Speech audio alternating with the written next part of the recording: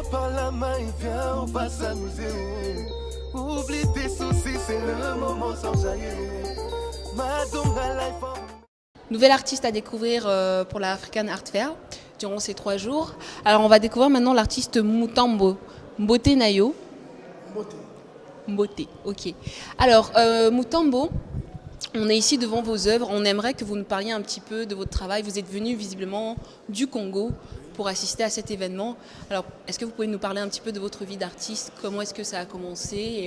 Je suis architecte, designer et artiste peintre. Je finis à l'Académie des Beaux-Arts de Kinshasa.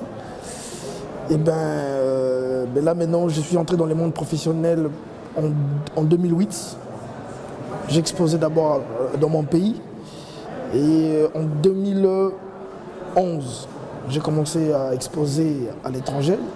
J'ai exposé en Belgique, j'ai exposé en France et à Londres, un peu partout. Et là maintenant, présentement, j'expose maintenant à Paris. À quel moment est-ce que vous avez commencé à dessiner ou à peindre, en tout cas à développer votre talent artistique? J'ai commencé à peindre, à dessiner avant d'entrer à l'académie. Donc, à l'Académie des Beaux-Arts, comme je vous ai dit tout à l'heure, on n'apprend pas à dessiner, on apprend à un élève à améliorer son talent. Ok? Alors, voilà, j'ai amélioré avec les normes artistiques qui m'ont permis d'exprimer mes œuvres. Comme vous le voyez, je suis dans l'abstrait et je suis aussi dans des personnages. Si vous remarquez bien, je suis beaucoup plus dans les danseurs. Ok. Je suis tout ce qui est scène des guerriers et je suis dans les collages quand on parle de l'abstrait et avec de couleurs florissantes. Alors justement, par rapport à votre travail, nous on est très intrigués par ces 3 œuvres qui sont très puissantes dans votre travail justement. Par exemple celle-ci, on ne sait pas s'il y en a un nom, mais en tout cas si elle en a une, on est certes dans du figuratif. Il y a des paillettes, alors il y a quelque chose de très fort qui se dégage ici, notamment au niveau des astres et des étoiles, donc je ne sais pas si c'est quelque chose qui est désiré de votre part de démontrer ça. Moi je me suis inspiré du phénomène nucléaire. D'accord. Je me suis inspiré du phénomène nucléaire, l'éclat que ça fait. Alors la photo a été prise dans les satellites. Alors l'effet que ça donne, et ça m'a inspiré justement à développer ce style. Ok? C'est ainsi que vous voyez les tableaux avec des couleurs florissantes. Alors le thème de ces tableaux ici, c'est la transformation. Alors on est également intrigué par cette œuvre ici, on voit un magnifique guerrier. Vous avez apporté également des effets en volume. On peut voir ici des colliers véritables et également de la peau de léopard. Alors on se posait la question, est-ce que c'est une vraie peau de léopard que vous avez superposée sur votre travail? Je peux la toucher? Oui, donc c'est une vraie peau, je l'ai taillée. C'est comme un chef, hein. C'est un chef du village.